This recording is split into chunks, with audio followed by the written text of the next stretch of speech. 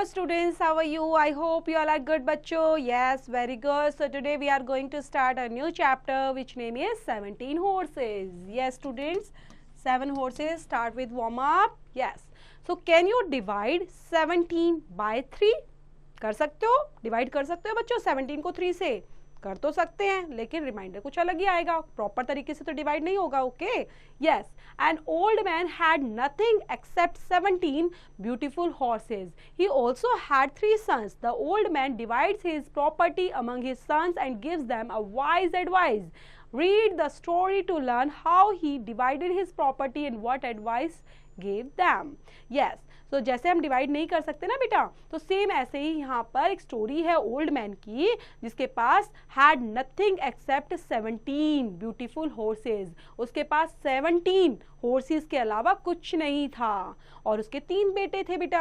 अब 3 बेटों को उनको इक्वली प्रॉपर्टी देनी है तो कैसे पॉसिबल है कि उनको इक्वल डिवाइड कर पाए? नहीं कर पाएंगे. लेकिन उसकी एक वाइज एडवाइस जो उन्होंने दी अपनी प्रॉपर्टी से रिलेट करते हुए अपने बच्चों को दी, अपने सन को दी, उसी से रिलेट करती है स्टोरी है. देखते हैं बेटा क्या एडवाइस यहाँ पर काम आती है बच्चों के. A man named Mustafa once owned 17 beautiful horses. The horses were all that he possessed. He had no land, no house, and he earned barely enough money to feed his horses and his 3 sons. However, Mustafa was a happy man next to his 3 sons. His horses were his prized possession. So यहाँ पर एक man है बेटा जिसका नाम है मुस्तफ़ा और उनके पास थे अपने 17 ब्यूटीफुल हॉर्सेस और वो हॉर्सेस काफ़ी पोजेस थे हॉर्सेस के लिए क्योंकि उनके पास ना तो कोई लैंड था, ना हाउस, ना कोई अर्न मनी, मीन्स कुछ भी ऐसी चीज़ें नहीं थी. सिर्फ और सिर्फ उनके पास हॉर्स थे और 3 सन्स थे. तो मुस्तफ़ा बहुत खुश रहता था क्योंकि अपने 3 बच्चों को देखकर, तीनों जो बेटे थे और अपने हॉर्सेस को देखकर वही उसकी सबसे ज़्यादा अथाह संपत्ति थे. And Indeed they were the most beautiful horses, swift as the wind, light-footed as the antelopes, and strong as tiger and gentlemen as maidens. तो वो इतने ज़्यादा अच्छे थे, ब्यूटीफुल हॉर्स थे, वो इतने तेज़ भागते थे जैसे हवा की तरह, लाइट फुटेड थे जैसे कि एंटेलॉप्स की तरह, और इतने स्ट्रॉन्ग थे जैसे टाइगर होता है और इतने जेंटल जैसे मेडन्स होता है. Be it for any matter what are racing, hunting or riding over through ground, there were no horses like Mustafa's. When there was a race or hunt organized, villagers travelled from miles around the countryside to watch Mustafa's 17 beautiful steeds. So यहाँ पर बेटा जो matters था कि जो race करते थे for any matter, whether racing हो, हंटिंग हो, राइडिंग कराना हो ग्राउंड में, there were no horses like Mustafa. Mustafa जैसे तो कोई घोड़े थे ही नहीं, जैसे उसके घोड़े भागते थे, इतने अच्छे से हंट ऑर्गेनाइज करते थे, विलेजेस ट्रेवल्ड करते थे माइल्स माइल्स उनके घोड़ों पर, कंट्री साइड में जाते थे. मुस्तफ़ा साथ में जाता था 17 ब्यूटीफुल हॉर्स सीड्स के साथ. Wealthy man and noble often came from distant places with a desire to purchase his horses, but Mustafa would not part any of them. They were no less than his sons to him. Wealthy man जो थे बेटा और noble man थे वो horses को खरीदना भी चाहते थे, परचेज करना चाहते थे, लेकिन मुस्तफ़ा ऐसा कभी नहीं चाहता था क्योंकि वो उनको अपने बेटों की तरह प्यार करता था सभी हॉर्सेस को. Time passed. At last when Mustafa said at the numbered and he knew that he did not has long to live, he summoned his sun.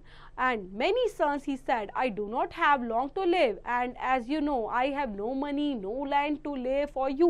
My horses are my only wealth, and I wish you to divide them amongst yourselves in this way.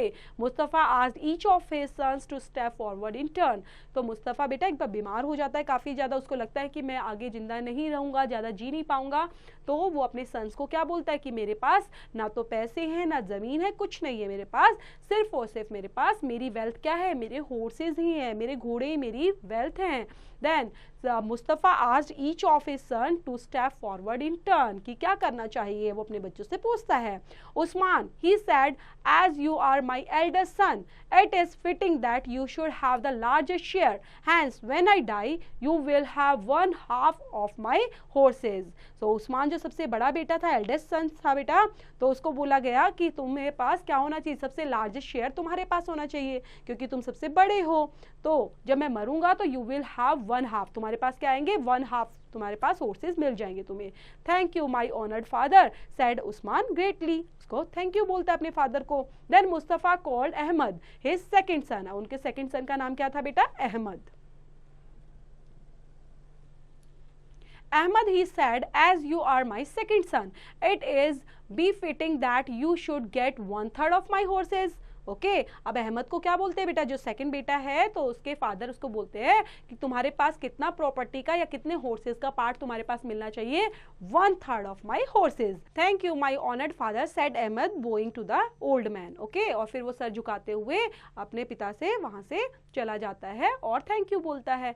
And now Shahid, said the Mustafa, and placing the head on the head of his youngest son, your share shall be 1/9 of my horses. and Shahid को बोलता है कि उनके तीसरा बेटा है बेटा, okay तो उसको बोलता है कि तुम सबसे छोटे बेटे हो मेरे, तो तुम्हारे पास कितना पार्ट आएगा, कितना शेयर आएगा, 1/9 ऑफ माई हॉर्सेस का. Thank you my dear father.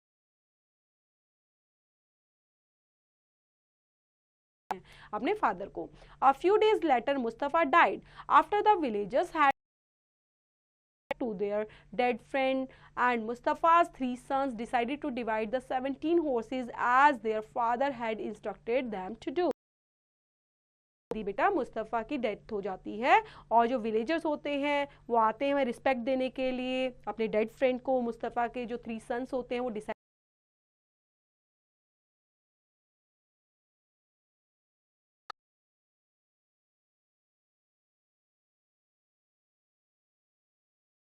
अब इनका कैसे हम डिवाइड कर सकते हैं, ये तो हॉर्सेस हैं तो उनको प्रॉब्लम हो रही थी ये चीज़ों को डिवाइड करने में. How can I take 1/2 of 17 horses, wondered Usman. 1/2 of 17 is 8.5 horses, and I cannot possibly cut one of my father's beautifully horses into 2. अब वो क्या बोलते हैं बेटा कि कैसे मैं 1/2 कैसे ले सकता हूँ 17 horses का. उस्मान ये सोचता है 1/2 of 17 in 8.5 horses, ऐसे कैसे कर सकते हैं, इतना पार्ट हम कैसे लेंगे, क्या horses को काटना पड़ेगा, वो तो पॉसिबल ही नहीं है, इतने प्यारे horses के साथ हम ऐसा करें. And how can I take 1/3 of 17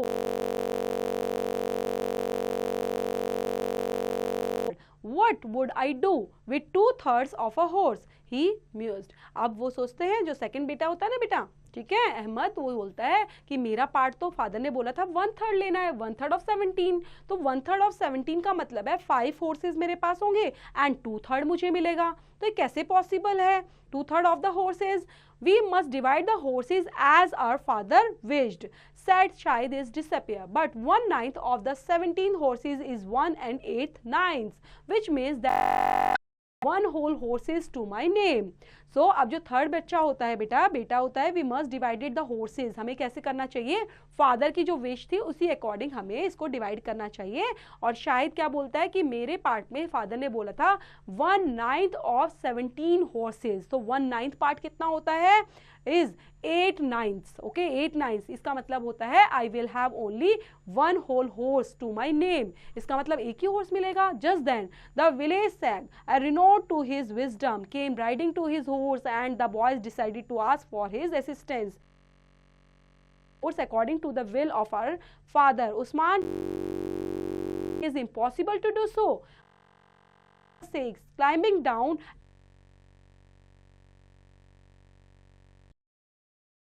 साधु संत आते हैं, सेग आते हैं, वो उनकी wisdom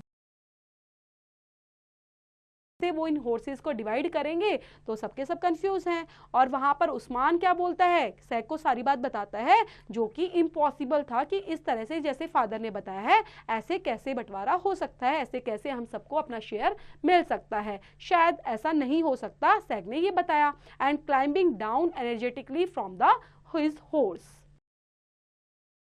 Well, he said, I give my horse to add to the 17 horses your father left you.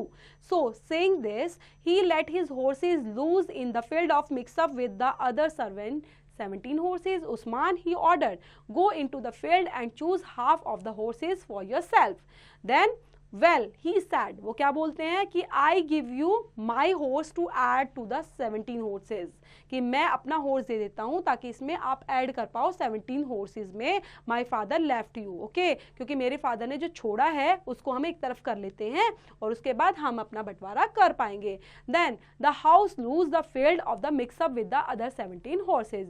अब उस्मान ऑर्डर क्या देता है, go into the field. Usman बोलता है yes, वो ऑर्डर देते हैं उस्मान को कि आप जाओ फील्ड में से और अपने हॉर्सेस को लेकर आ जाओ। Choose half of the horses for your self, जितने हाफ हैं बेटा हॉर्सेस तो हाफ अपने लिए चुनकर आप लेकर आओ।